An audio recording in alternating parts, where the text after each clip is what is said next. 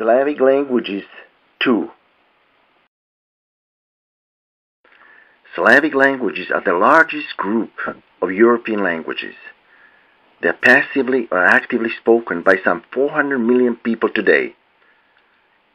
Some 2,000 years ago, Slavic languages have been spoken not only in Central and Eastern Europe, but also in Northern Italy, most of Switzerland, all of Austria, all of Southern and Eastern Germany, Western France, the Czech Republic, the Balkans, and in parts of Turkey. Today, they are spoken from the Baltic to the Black Seas, from the Mediterranean through Eastern Europe and North Asia, all the way to the Pacific.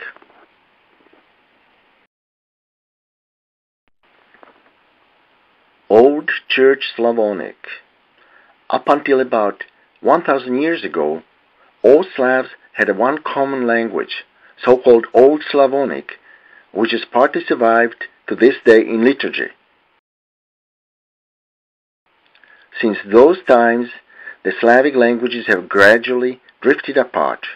Today, there are more than a dozen officially recognized Slavic languages, most having not only different grammars and vocabularies, but also different alphabets.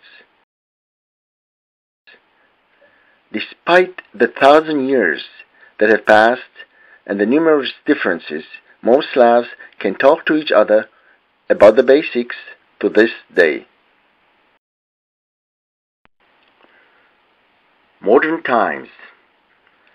This splintering of the Slavic languages has lasted up until the end of the 20th century, until 1999, when Mark Hugo has created the first viable inter-Slavic language of the modern era.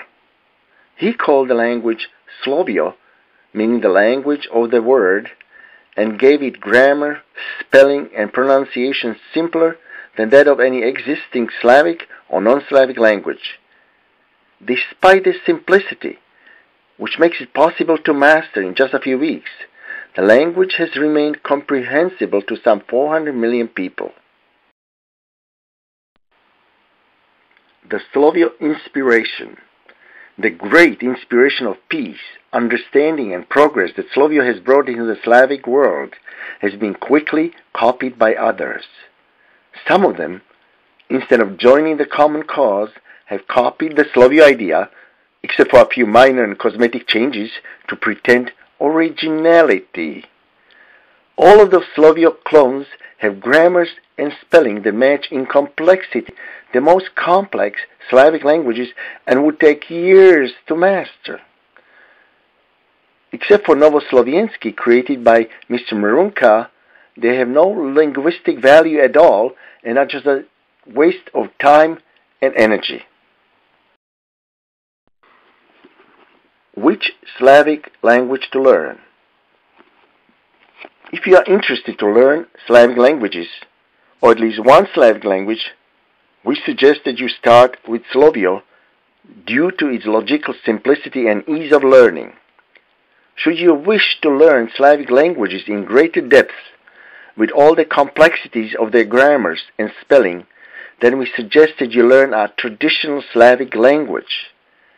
Here is the list of official Slavic languages: Russian, Ukrainian, Polish, Belarusian, Serbian, Croatian, Slovenian, Bosnian, Macedonian, Bulgarian, Czech, Slovak, and Montenegrin.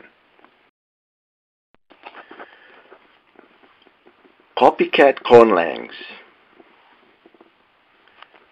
The success of Slovio has led to more than a dozen plagiarized copycat projects. Do not waste your time and energy on learning any of them. Either learn the original, Slovio, or stick to Russian, Polish, Serbian, etc. Don't waste your precious time and energy on useless copycat projects.